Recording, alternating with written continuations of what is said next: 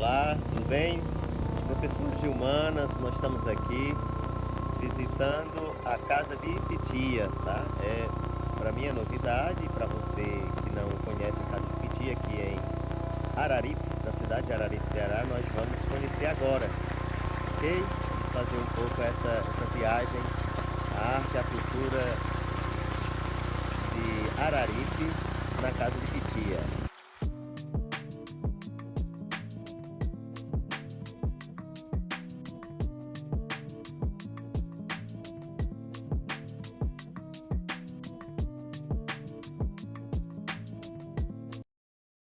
Então assim, quando a gente recebe os alunos, a gente leva para aquela sala, para cá.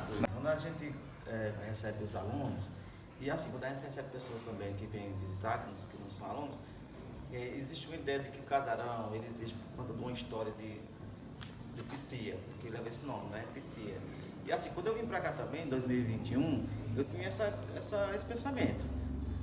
De achar que Pitia tem sido um vulto importante, que tem alguma história. E quando eu cheguei aqui, eu percebi que não tinha essa história, né? Não tinha essa história escrita de Pitia. E aí, lendo alguns textos que existiam já sobre ela e consultando as pessoas que conheciam ela, eu percebi que o casarão ele leva o nome mais por conta que ela foi a última moradora mesmo da família que construiu o casarão, né? Não porque ela tenha feito alguma coisa, assim, tenha tido uma história mais relevante. Aí eu justifico os alunos, as pessoas que vêm, porque na época de Pitia realmente a mulher era oprimida, né? Ela não saía, e ainda tem a questão da história pessoal dela. Aí a gente começa contando essas histórias, que o pai dela não era natural daqui, veio de fora, procurando lugares onde tivesse uma terra mais verde, por conta que ele criava gados. E aí ele encontrou Dona Maria Almino, que seria a mãe de Pitia depois, e aí casou com ela e construiu o casarão. O casarão ele data de uma estimativa de 1890 e tem, portanto, mais de um século de existência. E a história de Pitia conta-se o seguinte, que ela teve, eram ela e mais 12 irmãos, e quando ela era mocinha ainda, ela contraiu um noivado com uma pessoa aqui do município, e próximo do casamento, próximo do noivado, ela já tinha comprado o enxoval e tudo, ela descobriu que o noivo tinha traído ela.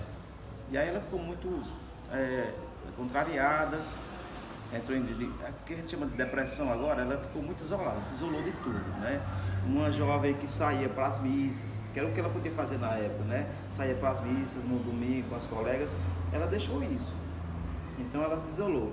Aí, dos irmãos dela, alguns saíram do município para estudar, né? Porque não tinha ensino, o ensino era só até primeiro, chamava de primário, né? E elas estudavam aqui na casa.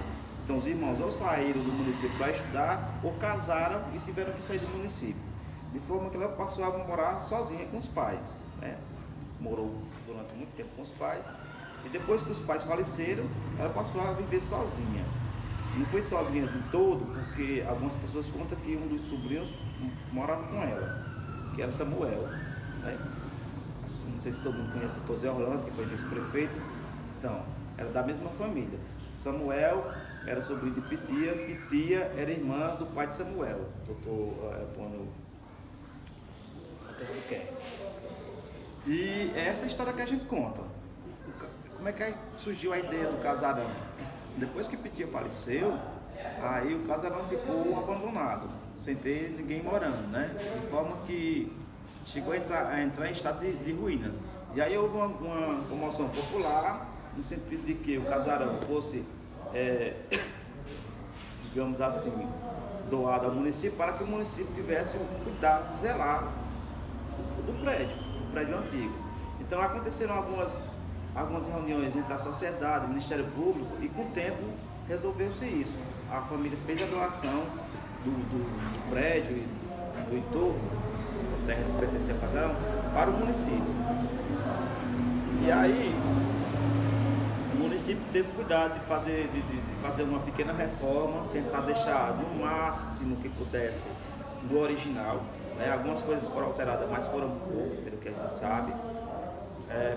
Por exemplo, o piso, quando eles receberam o piso, as casas já estavam todas cimentadas, né? E ao quebrar o cimento para fazer piso novo, descobriram que tinha um tijolo que era parecido com esse, que esse não era o original. A pessoa, na época, mandou fazer um piso parecido, um tijolinho parecido, foi feito por seu Raimundo Lulu do Brejinho e foi substituído. Em relação ao telhado também, houve a troca das telhas, porque a telha era antiga, não tinha como estar fazendo a substituição das peças, né?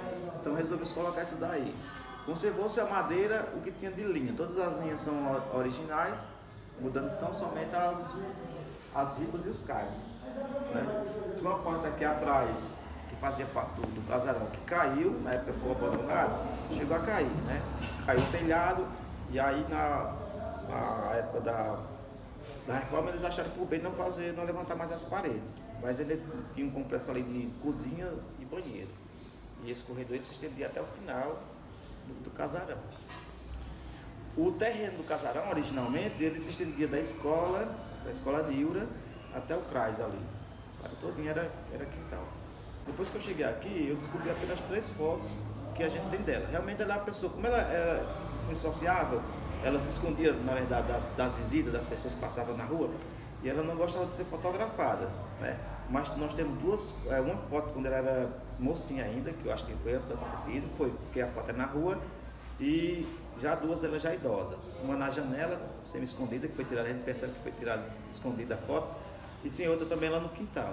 A gente só tem essas 3 fotos. Está exposta aqui. Está expostas.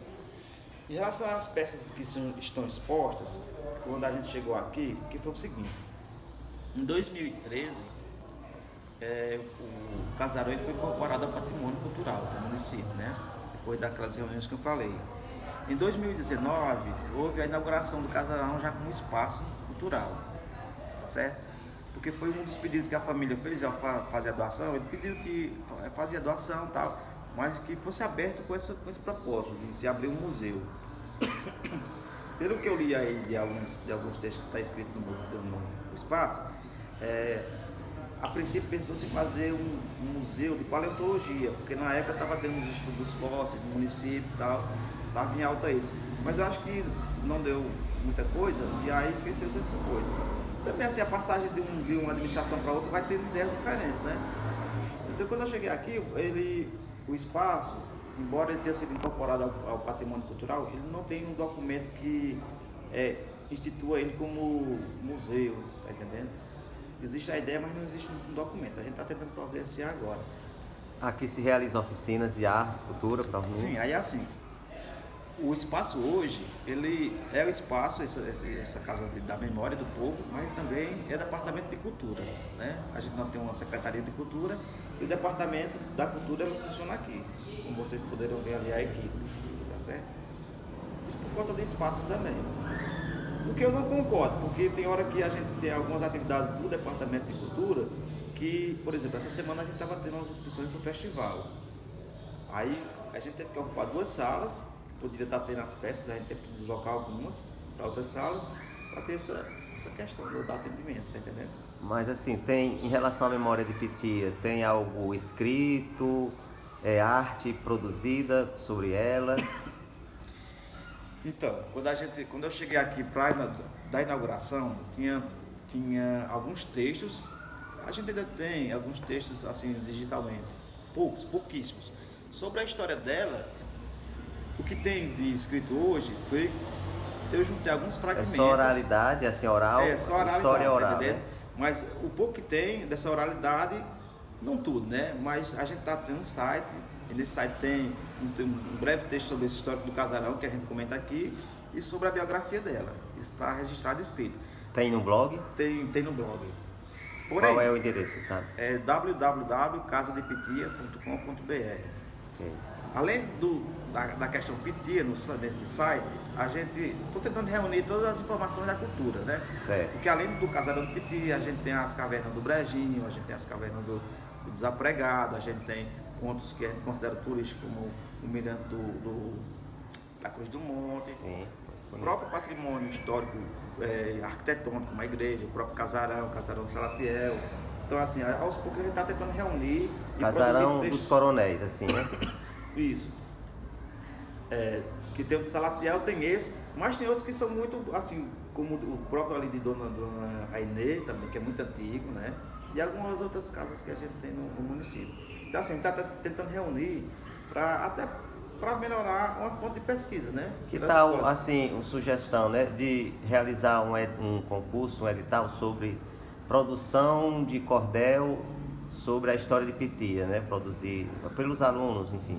Aí o município entraria com um apoio de premiação, né, e aí ajudaria bastante para a memória de Pitia. Então, depois que a gente chegou aqui em 2021, em 2022, com a ajuda da Lei Aldir Blanc, a gente desenvolveu o projeto Praxedes, Festival de Cultura, né? E nesse festival, a gente, conforme a lei pedia, a gente tentou abranger todas as categorias de arte que pudessem existir no município, né? Nessa oportunidade, a gente já fez o edital aberto a todo mundo, e aí já foi um embrião para chegar a isso que você está sugerindo. Esse ano a gente está tendo a gente abriu a inscrição para a segunda edição do festival, e embora a gente não tinha previsto ainda o edital com um tema específico, a gente abriu para a oficina de cordel, as inscrições para a oficina de cordel. Que, assim, para fazer um curso como esse, a gente precisa ter recursos, né? E até então a gente não tinha nem Ministério de Cultura, então até o ano passado era muito difícil de você arranjar recursos. E aí, assim, a gente está se organizando justamente para isso, para que nos próximos editais que a gente promover, a gente já abrir inscrições mais com temática específica. E aí a gente vai tentando fazer, vez ou outra, uma temática direcionada. E aí entraria realizar esses trabalhos de pesquisa, né? Entraria a literatura e também a arte. Poderia ser estilogravura, poderia ser tela, pintura, desenho, coisas que os alunos têm esse dom, muitos alunos já têm esse dom de desenhar, entendeu? Bom, depois quando eu cheguei aqui, uma preocupação, porque assim, durante muito tempo também eu desenhei na minha vida. Eu desenho agora, mas não é tanta frequência. E na época que eu desenhava tinha pouquíssimo incentivo. Aí um dos compromissos que eu cheguei aqui quando eu assumi foi de realizar uma forma de exposição desse desenho dos alunos que estão na escola. Certo. E esse ano a gente já iniciou essa semana, inclusive com a aluna de lá, da Walter Nunes. A gente está na terceira semana, vocês vão ter o prazer de visitar aqui uma sala de exposição. A gente escreveu o projeto ano passado e, como eu disse, recurso, né? A gente tentou fazer ano passado e o recurso era mínimo, mas a gente acabou não conseguindo, por conta como é que eu digo? Das prioridades do casarão. Para você ter ideia, quando a gente chegou aqui, a maioria dos retratos que tinha, das molduras, era feita de cabo de vassoura, tal. É tanto que para algumas outras fotos, para ficar na parede, a gente teve também que fazer alguns. E aí quando eu sugeri a Aurélio, quando ele entrou, eu sugeri a ele a questão de fazer as exposições. Mas ainda existem essas molduras de cabo de vassoura? A gente abriu mão de alguns, porque esteticamente não está muito bonito, não, sabe? Tá certo. Porque faz parte da história, do processo, né, de evolução. Sim, aí... Não, a gente existe. Elas só estão guardadas, não estão uma resposta. Não, mas porque não, elas estão guardadas. Também é memória.